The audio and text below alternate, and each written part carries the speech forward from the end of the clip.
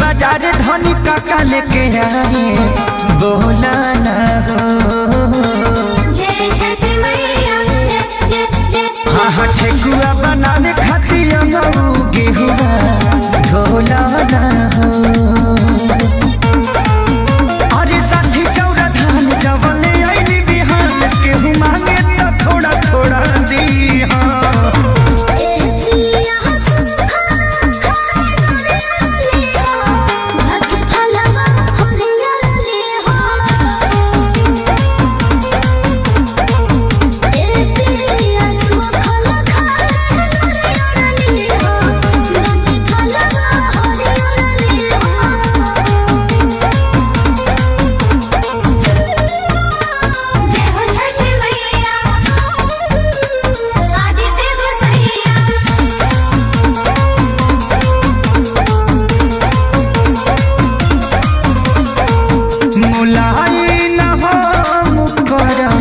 पैसा काम कर पूजा भर मन कर तनी ना भरम कर।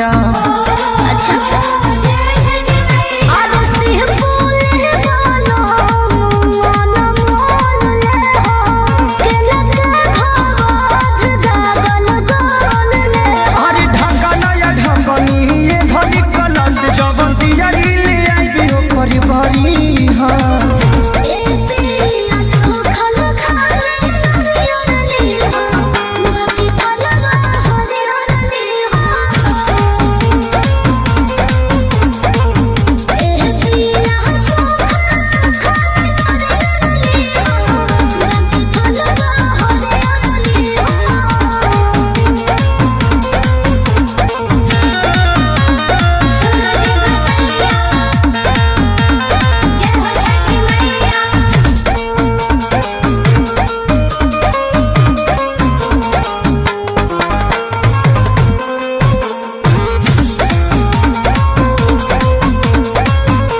हमसे बोली जोड़े जोड़े फरक दी हाँ भोरे भोरे खड़ा रही हाँ हथवा जोड़ी देखी हाँ सूरज के ओरी। अच्छा ठीक है।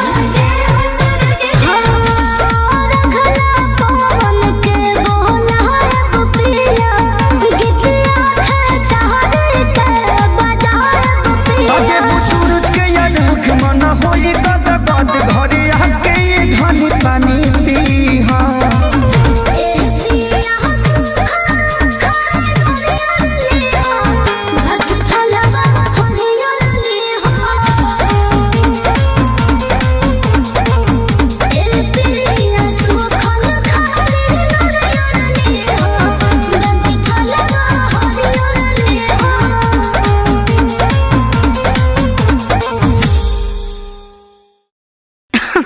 अरे पूरा इंडिया हिली बाबू, खाली तू देखत जा।